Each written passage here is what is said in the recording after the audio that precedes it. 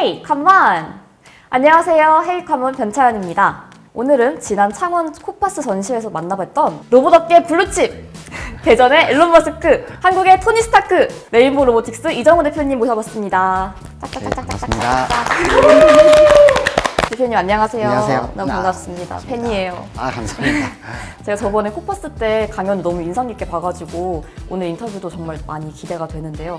네. 너무너무 즐거울 것 같습니다. 감사합니다. 네, 그럼 대표님 간단하게 자기소개 부탁드려요. 저는 이따 아까 소개하실 때 사실은 뭐 앨런 머스크 뭐 이런 얘기 하셨는데 너무 과찬이신 것 같고요. 사실은 저는 뭐 조그만 회사를 운영하고 있고 사실 그런 칭호는 저희 회사의 설립자인 오준호 교수가 더 어울리는 말인 것 같습니다. 저희 회사는 한국 최초의 이족보행 로봇인 휴보를 개발한 회사이고 그 기술력을 바탕으로 해서 현재 협동 로봇을 개발하고 있는 회사입니다. 역시 카이스트 출신 대표님다운 겸손함 아닙니다. 너무 멋지십니다. 네, 그래서 저희 헤이카몬에서는 이번 주랑 다음 주까지 저희 이정호 대표님을 모셔서 레인보우 로보틱스에 대한 인터뷰를 진행할 예정이니까요. 많은 관심 부탁드려요. 그러면 본격적인 질문으로 들어갈 예정인데요. 로봇이 기계산업의 분야 중 하나잖아요. 또 최근에 4차 산업혁명이 가지고 온 디지털 트랜스포메이션이 가지고 온 흐름은 기계와 ICT의 융합을 가속화시키고 있죠. 특히 제조업에서는 스마트 팩토리를 통한 디지털화가 적극적으로 진행되고 있는데요. 이 4차 산업혁명의 중요한 특징 중 하나가 서비스업과 제조업의 경계가 모호해지는 것이라고 알고 있습니다. 그럼 여기서 질문. 로봇도 결국 제조용 로봇이랑 서비스용 로봇이랑 이 경계가 모호해져가지고 결국 같은 걸로 봐도 되는 건지 이게 궁금합니다. 이거는 사실 누구 한 사람이 정의할 수 있는 얘기는 아니니까 사실 제가 얘기하는 것도 정확한 정의도 아닐 것이고 그냥 한 사람의 개인의 의견으로만 생각해 주시면 될 것 같고요.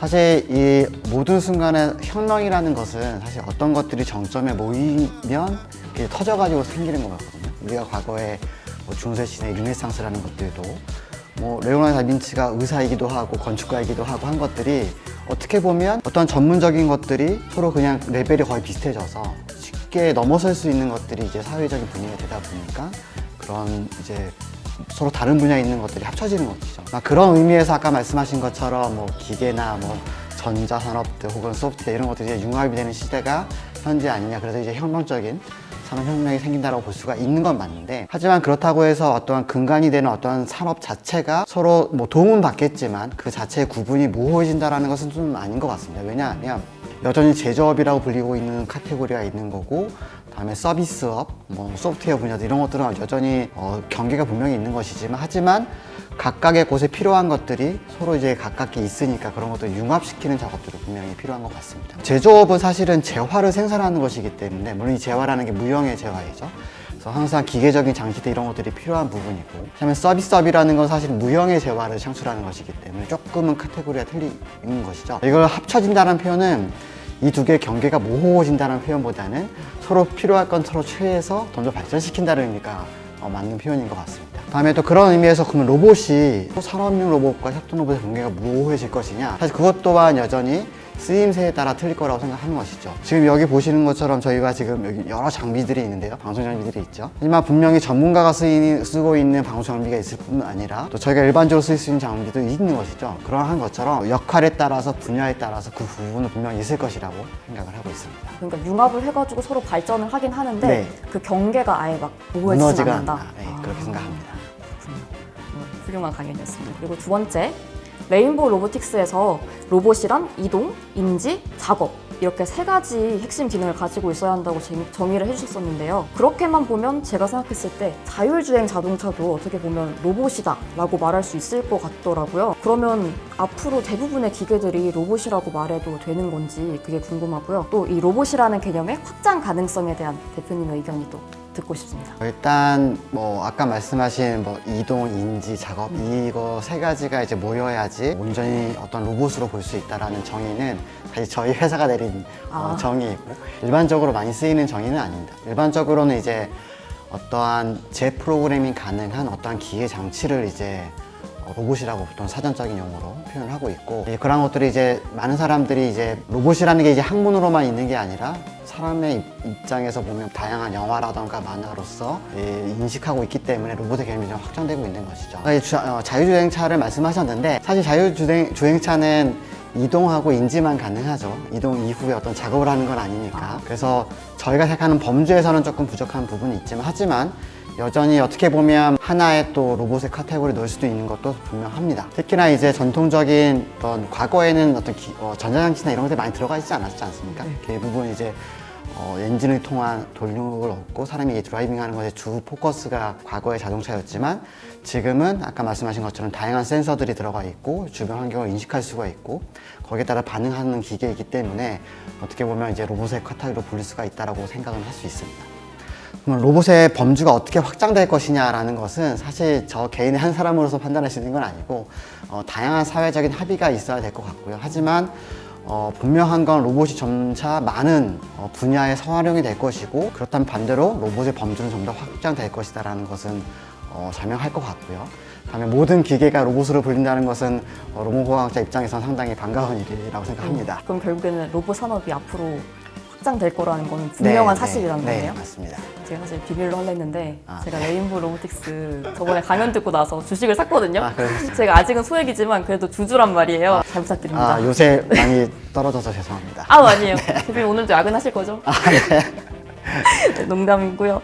아무튼 너무 든든한데요, 얘기 들어보니까. 다음 질문. 이제는 또 많은 사람들이 로봇 하면은 단순한 로봇 생각하지 않고 AI를 가진, 그러니까 인공지능을 가진 로봇들을 생각을 하잖아요. 그러면 대표님은 이제 지금 현재 로봇이랑 인공지능의 융합이 어느 단계까지 와 있고 또 향후 전망은 어떻게 될지 어떻게 생각하세요? 상당히 사실 어려운 주제인 것 같습니다, 이 분야는. 사실은 엄밀하게 얘기하면 로봇하고 인공지능은 전혀 다른 학문이고, 사실은 뭐 보조는 맞추겠지만 그렇게 융합되어 있는 이런 분야의 내용은 아닙니다. 왜냐하면 로봇이라는 것은 하나의 기계장치인 것 뿐이고, 사실은 AI는 어떠한 판단이라던가 인식 자체를 현재 우리가 가지고 있는 어떠한 기술로서 하지 못하는 것들을 이제 해주는 역할을 하는데요. 그런 면에서 보면은 인공지능이 잘하는 분야가 있고 로봇이 잘하는 분야가 있는 것이고, 어떻게 보면 또 서로 분야가 다 겹치는 것도 아닙니다. 로봇의 입장에서 인공지능이 필요한 경우는 크게 두 가지로 나눌 수가 있는데, 하나는 인식에 대해서 어떠한 인공지능 기법을 활용하는, 예를 들어서 주변 환경을 인식하거나 어떤 물체를 인식하는 것들, 아니면 내가 어떤 로봇팔을 어떻게 움직여야 하는데 어떤 경로로 따는 게 가장 좋습니까? 이런 것들을 이제 판단해주는 하나의 역할로서 인공지능이 활용될 수가 있고요. 또 그 다른 의미로서는 이 로봇 전체에, 로봇 자체한테 어떤 명령을 주는, 왜냐하면 지금 현재 로봇이라는 거는 프로그래밍을 해야 되고 혹은 사람이 이렇게 움직여줘야 되고 하는 여러 가지 요소들이 있는데, 이런 것들을 이제 인공지능이 대체해 줄 수 있는 것이죠. 큰 범주로 보면 잘 융합돼서 활용이 될 수 있겠지만, 실제로 이렇게 발전되는 방향이나 이런 것들은 서로 도움은 되겠지만 딱 같이 융합된다는 표현은 조금은 어색한 것이죠. 저희 입장에서도 저희 로봇을 하는 업체이긴 하지만 저희가 인공지능을 액티브하게 연구하지는 않습니다. 그런 것들은 다른 분야에 계신 분들이 열심히 연구를 해주실 거고, 저희는 그걸 활용을 해서 저희한테 접목을 시키면 되는 그런 상황이라고 이해하시면 될 것 같아요. 그럼 개발하신 휴보 네. 이런 것도 인공지능을 접목을 시킨 로봇? 일부 들어가 있는 것이죠. 그럼 저번에 컨퍼런스에서 이제 안드로이드, 사이보그, 휴머노이드 이렇게 소개를 해주셨잖아요. 이 설명이 저는 되게 인상적이었는데요. 봤던 영화들도 생각이 나고. 그렇다면 결국 로봇의 궁극적인 목표가 안드로이드라고 볼 수 있는 걸까요? 글쎄요, 그거는 꼭 그렇지는 않을 것 같습니다. 왜냐면은 추후에 어떤 질문이 나올지 모르겠지만, 정말 사람과 같은 기계를 사람이 좋아할까라는 근본적인 철학적인 문제가 분명히 있고요. 그래서 그런 것들은 어떤 사회적인 합의에 따라 다양하게 변동이 될 것 같고, 하지만 근본적으로 사람이 내재하고 있는 근본적인 욕구라는 것은 결국 나를 투영할 수 있는 어떠한 장치 혹은 어떠한 대상물이 필요한 것이 사람이 가지고 있는 근본적인 어떤 내재적인 모습인 것 같아요. 그래서 사람들이 항상 불로적인 장생하길 바라는 것도 그런 하나의 역할일 수도 있고요. 그런 의미에서 본다면 어떠한 형태가 중요하지 않을 수도 있는 상황일 수 있을 것 같습니다. 그래서 굳이 안드로이드라는 것보다는 사람이 애착을 가질 수 있는 어떤 하나의 장치 이런 것들이 될지, 어떻게 될지는 사실은 잘 모르겠습니다. 저는 휴머노이드 다음 단계가 사이보그, 그 다음에 안드로이드 이런 식으로 조금 발전을 해 나가는 건가 했는데 그건 또 아니네요. 네, 그거는 아닌 것 같아요. 왜냐면 전혀 다른 분야일 수도 있고요. 왜냐면 사이보그 같은 경우는 이미 사실 어떻게 보면 몸 안에 다양한 장치들을 또 하고 계신 분들도, 예를 들어서 심장이 안 좋으신 분들은 이미 어떤 장치를 내재해서 지금 생활하고 계시잖아요. 그런 것들이 이미 진행되고 있는 상황들이고, 하지만 휴머노이드와 안드로이드가 가지고 있는 이 정체성이 좀 다르다는 것 뿐이지. 근데 그게 어떤 게 맞을 것이냐? 그럼 이제 사회적인 합의가 더 필요할 것 같습니다. 네. 그럼 다섯 번째 질문으로 넘어가서, 최근에 현대자동차가 보스턴 다이너믹스를 인수했잖아요. 그 소식을 저 접하고 방탄소년단이랑 춤추는 거 보고 네. 깜짝 놀랐는데 여기서 궁금한 거는 현대자동차는 자동차 기업인데 왜 굳이 로봇 회사를 인수를 했을까 네. 싶기도 했고 대표님은 어떻게 생각하세요? 그 이유가 뭘지? 사실 그 이유는 저희가 현대자동차에 결부된 사람이 아니니까 그 이유는 잘 내방은 잘 모르겠고요. 근데 사실은 로봇의 발전을 보면 과거에서부터 로봇을 가장 적극적으로 도입하고 활용했던 것들은 자동차 업계가 맞습니다. 1970년대 가장 처음 이제 성능 로봇이 적용이 됐을 때 미국에서도 막 포드인가 이 회사에서 가장 먼저 도입을 했어요. 그래서 로봇하고 친숙한 회사는 자동차 기업인 건 맞습니다. 하지만 현재에 와서 왜 현대차가 보선 다이나믹스를 인수했을까? 사실 저는 잘 모르겠어요. 패션이 있고요.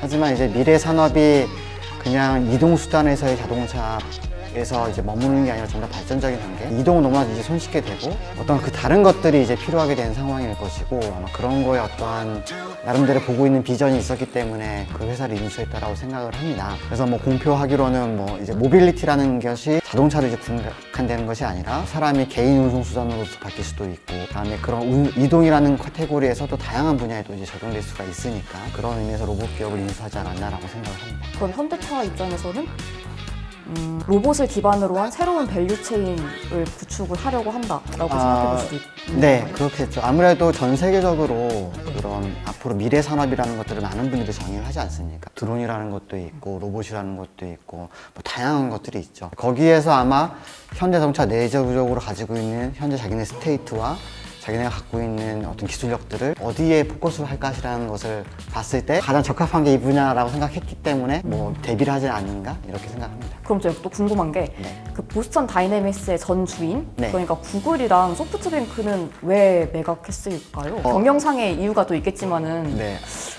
또 다른 이유가 있을까요? 사실 뭐 2013년도 맞죠. 2013년도에 구글이 이제 그 보선 다이나믹스를 인수를 했죠. 제가 그걸 정확히 기억하는 이유가 뭐냐면 실제로 구글이 저희 회사에 방문했습니다. 그때 당시 부사장인 앤디 루빈이라는 분이 저희 회사에 방문하셔가지고 거의 한 2주 가까이 저희 회사에 머무르면서 이제 다양한 논의들을 했었죠. 그때 아마 저희 회사를 인수하시려고 제안을 하셨던 걸로 기억하고 있고요. 근데 이제 그게 에피소드로 끝났지만 그래서 제가 이제 보선 다이나믹스가 어떻게 인수가 됐는지에 대해서는 정확하게 이해를 하고 있고 구글에서 소프트뱅크로 팔리고 이제 소프트뱅크에서 다시 이제 현대차로 오게 됐는데 좀 그런 게 있는 것 같아요. 이 보스턴 다이나믹스가 하고 있는 어떤 플랫폼에 대한 갖고 있는 자부심 혹은 철학 자체가 약간의 그들과는 조금 맞지 않은 것이죠. 예를 들어서 보스턴 다이나믹스사의 설립자가 마크 레이볼트라는 분이신데 저는 몇 번 뵙기도 했고 근데 그런 분들은 저희가 가지고 있는 철학도 이걸 하고 싶어요 라고 항상 주장하시는 분들이고 이 기업의 주식을 가지고 있는 오너들은 아니야 우린 사업을 해야 돼 이런 것들이 항상 마찰이 있었던 것 같아요. 그런 부분들이 잘 해결되지 않으니까 이제 또 매각이 되고 하지 않았나라고 조심스럽게 저는 이제 추측을 해보는 거고 그 내방은 저는 알 수가 없습니다. 대표님 모르신다면서 그냥 추측 그런 누구보다 상황들을 잘하시는 것 보고 같아요. 그냥 추측하는 상황입니다. 제가 또 소식 듣기로는 네. 이번에 현대차가 1조 정도의 그 매각했다고 매입을 네. 했다고 네, 들었거든요. 그러면 남는 장사 아니에요? 그 정도 기술력이면 글쎄요. 그거는 반대로 여러 가지 상황들을 볼 수가 있죠. 사실은 1조를 갖다가 좀만 시간을 텀을 주고 어떠한 그룹에 1조라는 돈을 한 3년 동안 투여를 했다. 과연 그 행위를 못했을까라는 것도 상당히 고민해 볼 수 있는 거고요. 근데 저는 그런 것들은 그 단순한 하나의 포인트로만 이 상황을 볼 수 있다고 생각하지는 않습니다. 이게 사업이라는 게 아까 말씀한 것처럼 어떤 기술의 하나로만 이루어지는 게 아니기 때문에 여러 가지 주변 상황을 보고 아마 그런 판단을 내렸을 거라고 생각합니다. 단순하게 기술 때만은 아닌 것 같고 그 기술 자체가 1조의 가치가 있느냐? 그건 제가 아까 말씀드린 것처럼 1조를 3년 동안 투여하면 그보다 좋은 걸 만들 수 있지 않을까라고 상상할 수도 있겠죠. 결국에는 그러한 것들이 다양한 요소들이 더 부각이 돼서 된 것이 아닌가 생각합니다. 역시 복잡한 네. 어른들만의 사정이 그들만의 사정이 있는 거. 그리고 소프트뱅크 얘기가 나와가지고 네. 또 질문을 드려보고 싶은데요. 소프트뱅크의 휴머노이드 로봇인 페퍼. 네. 그 페퍼가 작년부터 판매 부진을 이유로 생산이 중단됐다는 뉴스를 네. 제가 얼마 전에 봤어요. 그래서 세간에서는 이 페퍼의 수요가 급격하게 감소한 이유가 불쾌한 골짜기. 그러니까 네. 사람이랑 비슷한 형체를 봤을 때 좀 네. 불쾌한 감정을 느끼기도 네, 하잖아요. 네. 뭐 그것 때문이라는 말이 있던데 이거를 개선시킬 수가 있는지 그리고 조금 더 나아가가지고 휴머노이드의 향후 전망 그리고 네. 발전 방향에 대해서도 대표님 의견 들어보고 싶어요. 일단 첫 번째 저는 부진의 원인이 그거라고 생각하지는 않고요. 그냥 어떤 사람의 일부의 주장일 거라고 생각하고 근본적인 문제는 사회가 그러니까 그걸 사용하는 사용자가 원하는 퍼포먼스를 못 내기 때문에 자연스럽게 도태가 되는 거죠 시장에서. 소프트뱅크가 그거를 이제 프랑스에 있는 알데바란 회사를 사가지고 이제 만들어진 게 된 건데, 말 그대로 그들이 생각하는 것과 현재 가지고 있는 기술의 매칭이 안 되는 거고, 그러다 보니까는 사실 쓸모가 없는 로봇이 만들어진 것이고, 그것을 어떻게 보면 마케팅적인 효과로서 시장을 유지해왔지만 사용자가 이제 기다릴 수가 없는 거죠. 더 이상 이거는 제가 원하는 퍼포먼스를 못 냅니다. 그러니까 자연스럽게 시장에서 도태가 되는 것이죠. 그러한 페퍼가 행위를 하는 그러한 형태의 것은 다양한 방법으로 이미 정말 정교하게 할 수 있는 방법들이 엄청나게 많이 있습니다. 별로 그렇게 비싼 돈 주고 하지 않아도 그러한 혜택을 누릴 수 있는 게 이미 많이 있는데, 굳이 왜 페퍼 같은 폴리곤을 활용해야 되느냐? 아까 말씀드린 것처럼 아직은 휴머노이드가 시장에서 적용될 정도의 그러한 기술을 가지고 있지 못하다라는 게 핵심이고, 그렇기 때문에 시장에서 퇴출이 되는 것이죠. 저는 그래서 되게 무리하게 이거는 추진된 하나의 프로젝트였고, 결국에는 어떻게 보면 휴머노이드에 대한 잘못된 인식들, 어떠한 기반을 가지고 사업을 시작한 거라고 저는 생각하고, 그 결과가 이렇게 된 거라고 생각합니다. 저희도 휴머노이드 어떻게 보면 나름 전 세계에서 제일 잘 알려져 있는 플랫폼 중에 하나의 휴보를 만드는 회사임에도 불구하고 저희가 시장에 이거를 본격적으로 출시를 하지 않습니다. 아까 말씀드린 것처럼 현재 가지고 있는 휴머노이드라는 이 기술의 한계가 고객이 원하는, 시장이 원하는 기능에 한참 못 미칩니다. 그렇기 때문에 이거를 지금 시장에 넣는다는 것은 사실 거의 자살행위에 가까운 것이고요. 저희는 그것에 맞게끔, 그게 물론 빨리 오면 올수록 좋겠지만 그걸 빨리 하게끔 열심히 노력을 하고 있는 그런 상태라고 저희는 보고 있고요. 하지만 좀 전에 그러면 휴머노이드가 앞으로 어떻게 될 것이냐라는 표현은 사실 아직 되게 먼 길이라고 저는 아직 생각하고 있고, 어떻게 보면 제가 이제 77년생인데요. 제 삶에서 그게 이루어질지 안 이루어질지 잘 모르겠어요, 사실. 하지만 열심히 그거를 위해서 노력을 하고 있다. 근본적인 철학, 사람이 갖고 있는 내면에 나를 복사해서 어떤 하나의 것들이 영속되고 싶어 하는 사람의 마음이기 때문에 그런 게 저희의 목표로 지금 진행하고 있는 거니까 좀 더 시간이 필요할 것 같습니다. 또 로봇은 이제 발전 방향이 무궁무진하니까 네. 앞으로 어떻게 될지는 사실 네. 알기가 좀 힘들긴 네, 하겠네요. 네. 제가 생각했을 때는 지금 로봇도 대단한 것 같은데 사람들 기대치가 많이 높은가 봐요. 그쵸. 아무래도 보통 SF 영화 하면 항상 로봇이 등장하니까. 터미네이터 해가지고 그래서 뭐 만화도 되게 많이 있고. 네.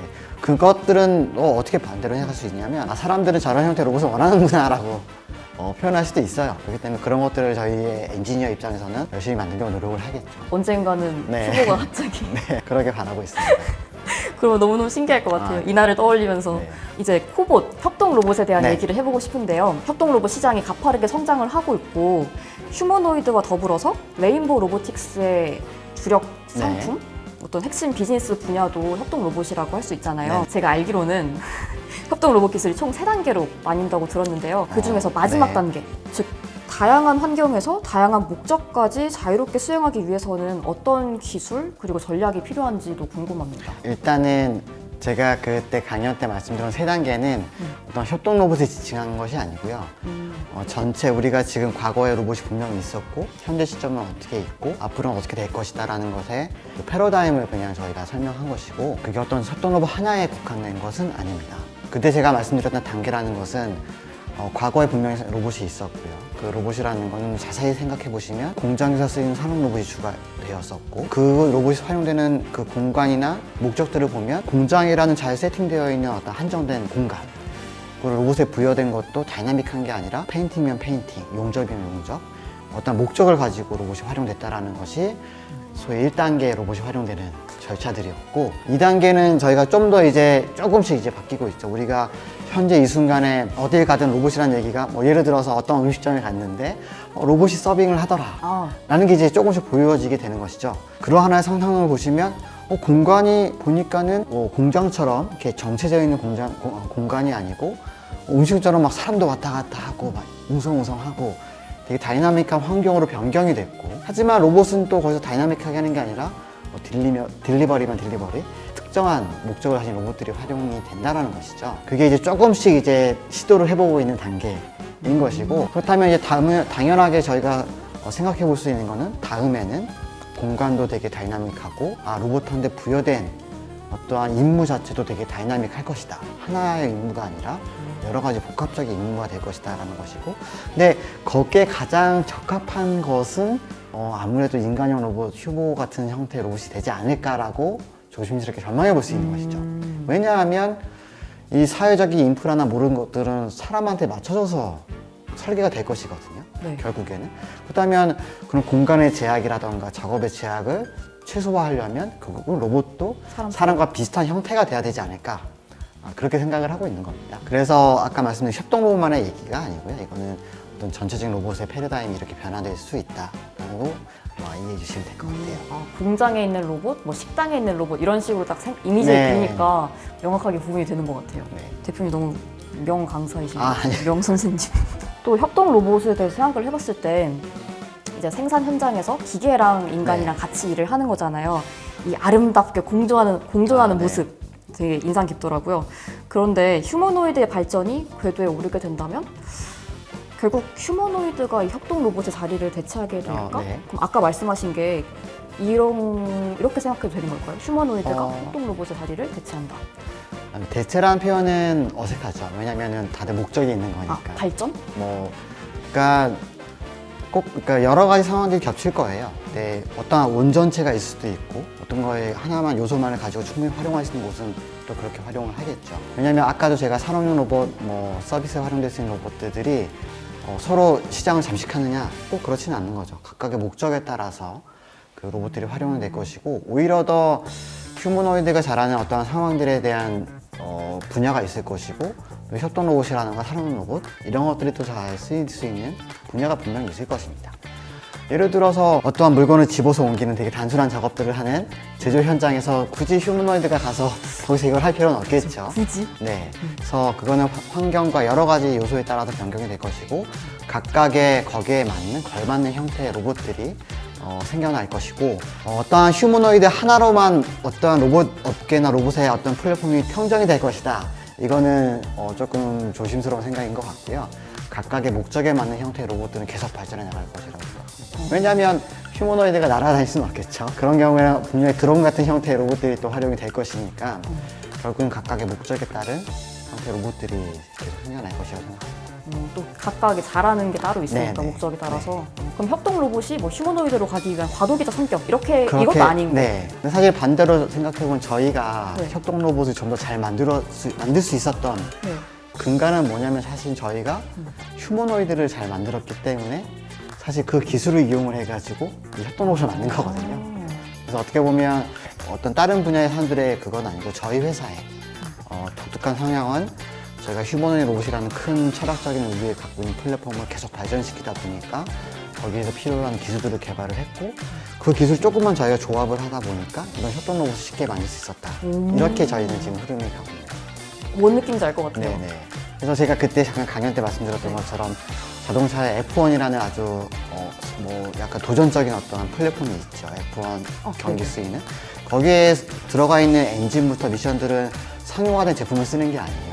다 그 머신을 위해서 다 새롭게 만들어진, 개발되어 있는 것들이고, 그런 과정을 통해서 이게 성능이 좋게 되고 기술적인 진보가 이루어지면 또 그 기술을 좀 더 가공을 해서 상용차에 지금 적용을 하는 이런 구조를 가지고 있는 거거든요. 저희도 마찬가지로 휴머노이드 로봇을 F1과 이렇게 투영시킬 수 있고, 이걸 만들기 위해서 여기 부품들이나 이런 것들을 다 개발할 수밖에 없고, 그런 걸 이용해서 지금 협동 로봇을 만들게 된 상황인 것이죠.